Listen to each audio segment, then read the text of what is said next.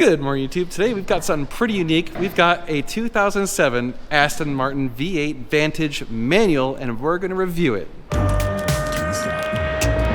you recording all of the nefarious activities? If you're new to the channel, my name is Dan, and this is our dealership, NG Supercars. And we just bought not one, but two cars from a customer of ours who is an awesome guy. And he has, well, he's just a car guy who's got some pretty cool stuff, and he takes really good care of his cars, and this is no exception. This car is in phenomenal condition, and it's super low miles. It's got around 11,000 miles. And of course, yes, this is the manual. Yes, if you're gonna get an Aston, you want the manual. This is, I'm really excited to review this car because, number one, these are one of the most beautiful cars ever made. I mean, it's such a small little car. It just has such cool presence and those awesome doors, just absolutely beautiful lines on the car. And it sounds amazing. We're gonna take it out and give it a good drive and tell you all about it. But before we do, real quick, check out ngsupercars.com, our dealership website. And of course, you can buy parts and services from us using the code NGS10 at normalguysupercar.com. Let's take a look at this thing and tell you everything good and bad about it, which there's not really much bad. Yeah, so the 2007 Aston Martin V8 Vantage.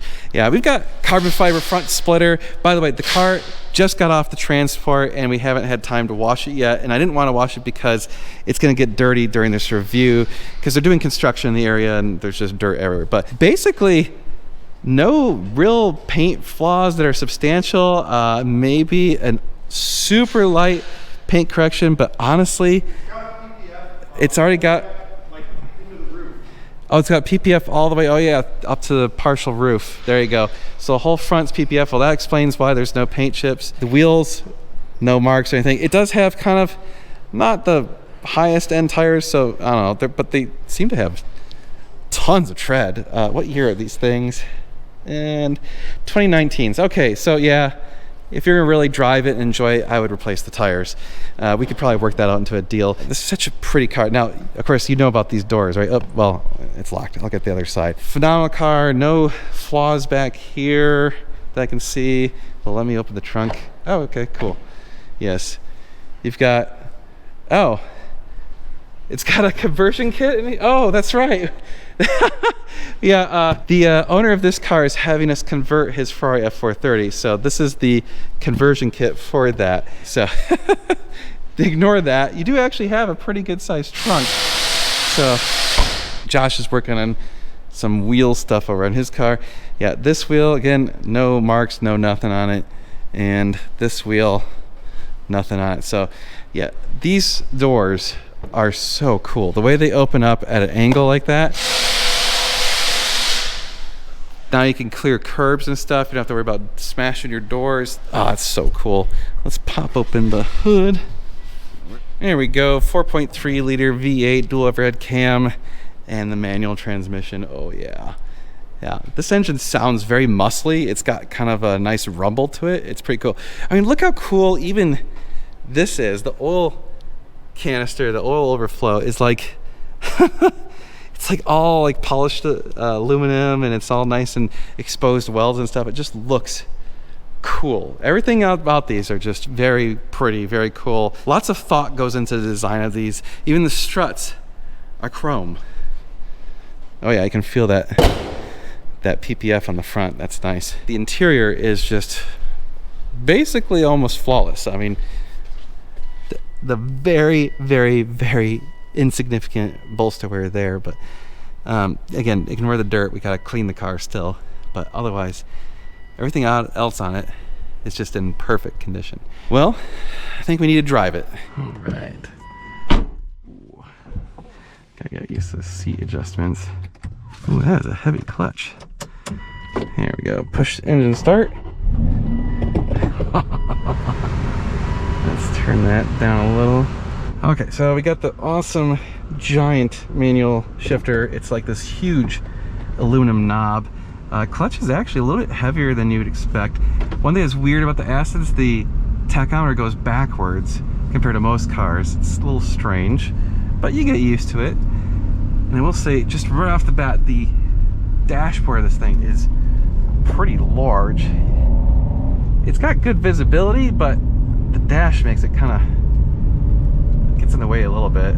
It's very heavy steering. I'm kind of surprised. For a GT car, I don't mind it. Don't get me wrong. Just, it's weighty. Like, not as responsive as I would expect, but it's pretty decent. Like, it doesn't feel super sharp. The sound of the engine, it's just awesome. But really just nice and quiet in here, other than a little bit of engine rumble, which is totally reasonable. By the way, this is apparently an aftermarket steering wheel, but we have the factory wheel, and we also have wheel spacers on the car, so it kind of makes the wheels fill out a little better.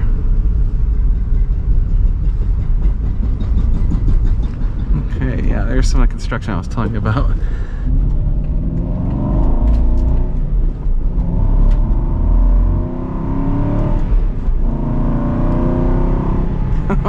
That sound is awesome.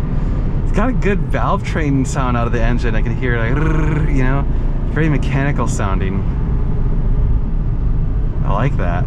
It's interesting because you get a lot of engine noise from the engine itself, and then you get the exhaust noise from behind you, so you're kind of getting this mix of both sounds. Like, obviously you hear a lot more exhaust when you get on it, but when you let off, you hear the valve train noise. It's actually kind of cool. I like this. I'm aware this is a GT car, so I don't expect it to be as amazing in handling and all that stuff as some of the other cars that we're used to and everything like that, but it's just such a cool GT car. I mean, come on, the lines in this car are just sexy. This is a car that you want to take dates on and stuff because it's just so cool, so pretty. I wonder how bad heel toe is. Oh, actually really, pedals are set up nice. Actually can heel toe really well. Right here, all this road got trashed by the flood. It's all bouncy right now. Gear shifts are really nice. The gearbox is just a regular gearbox, not gated or anything, but it just has a good feel to it. It's pretty precise, pretty short throw. Seats are very comfortable. It's handling these bumpy roads pretty good. You know, these are the crappy back Texas roads.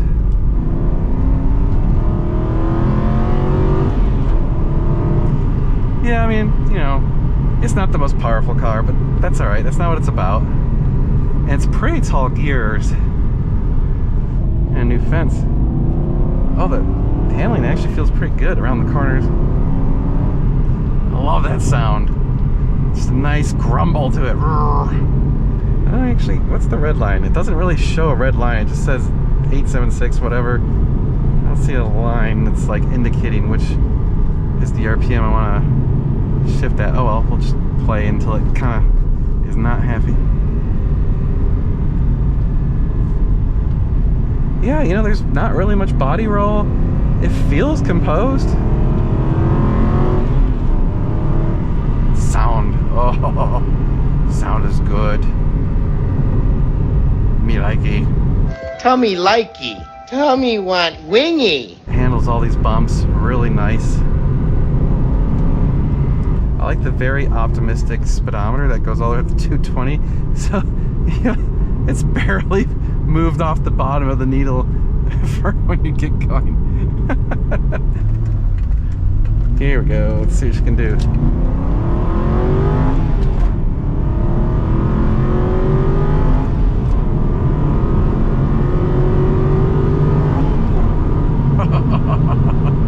Again, you're not winning any races with this thing, but I mean, the acceleration's not bad. It's just nothing that's gonna like wow you into, you know, you're gonna be like, oh my god, it's the fastest car ever. No, it's just not. But it pulls pretty good, and also it's very smooth. It's got a nice linear progression on the power band. Didn't feel any like dead spots or anything. It just pulls pleasantly. But that's the cool thing about this is you can go banging gears, flooring it a lot, getting that glorious V8 sound most of the places you go, and you're not really going to be speeding all that much. You know, it's not quite like a 90s car where like you just pretty much have to like almost try really hard to actually break the speed limit. But oh yeah, we only have 11,396 miles on it. This thing's still a baby. And I'm surprised because at first I was thinking the pedal was really heavy, but now I'm feeling like the pedal is actually pleasant. I definitely would not want to be stuck in traffic for a very, very long time. You know, it's not awful. It's definitely on the heavier side.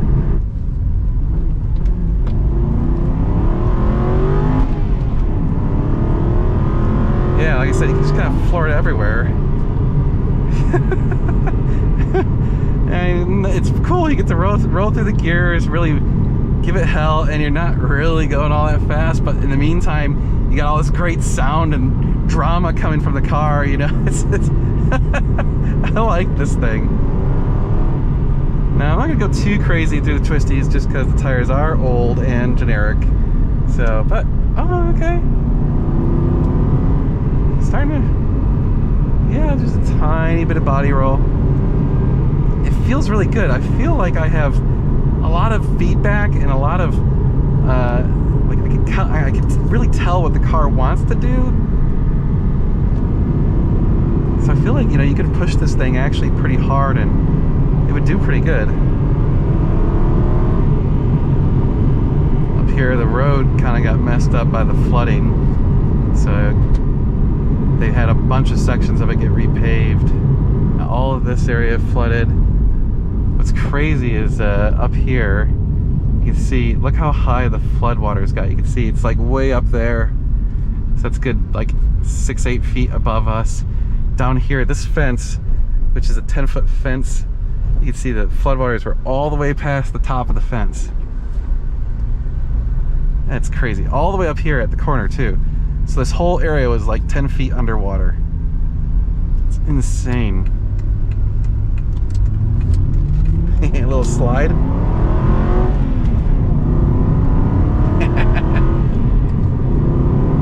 It's like this section of road got repaved. Well, we'll get into the twisties and see how she likes it. That's the thing about this. Even though it's a GT car, it feels more capable than a lot of GT cars. Like, I think like on the, you know, the spectrum of GT cars where it's like errors on caution versus errors on performance, this car skews slightly more towards performance than comfort, but they did comfort really well. So I mean, it's extremely comfortable. Like, I have zero driver's fatigue whatsoever. My butt is completely content. The seats feel wonderful. The suspension is really very compliant, even though we're on shitty roads and we're driving it kind of hard. It's just handling all this beautifully.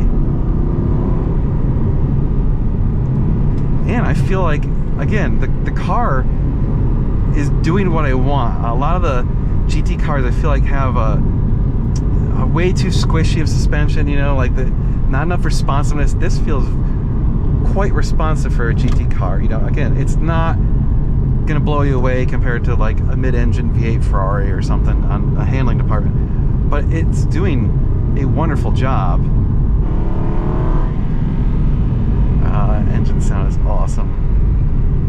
Yeah, this area right here got flooded pretty bad. All of this was underwater where we are right now. Oh yeah, look at that. Oh man.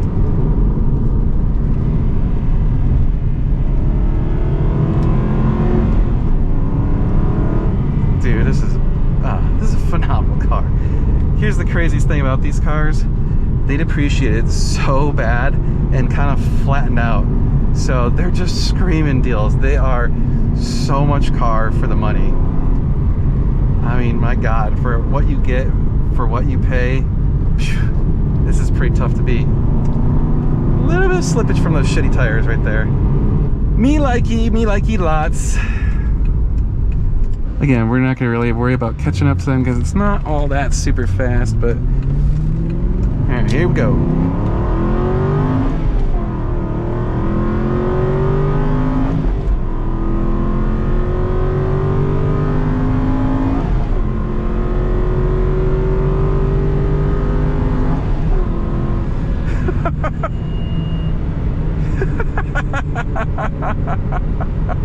Oh man, powering through those gears, just it makes you feel like a superhero.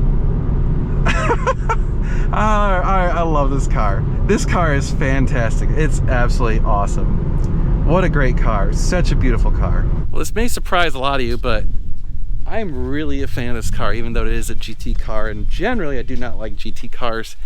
And I was trying to figure out, like, what is it about this car that I like so much? And you know what it is it's got soul, it's got drama, it's got fascination. It's just interesting and fun, and it's not clinical. And I think that's what makes it so cool and so enjoyable to drive is, you know, so many of the GT cars just feel like they're just so much on the comfort side that they just kind of lose some of that drama and excitement. And yes, they may be fast and they may be comfortable, but they're just not exciting. They just don't do it. And this does it. Does it well. So anyway, it is for sale at ngsupercars.com. So send us an email, sales@ngsupercars.com, if you'd like to discuss it. But someone's gonna get a really cool car for a really good deal. These are awesome, super, super cool cars, and so pretty. What a beautiful car. Absolutely stunning, beautiful. All right, you guys, that's it for this one. We'll see you in the next one. We're gonna be doing a lot of cool car stuff, so you're gonna wanna stay tuned. It's gonna be sweet.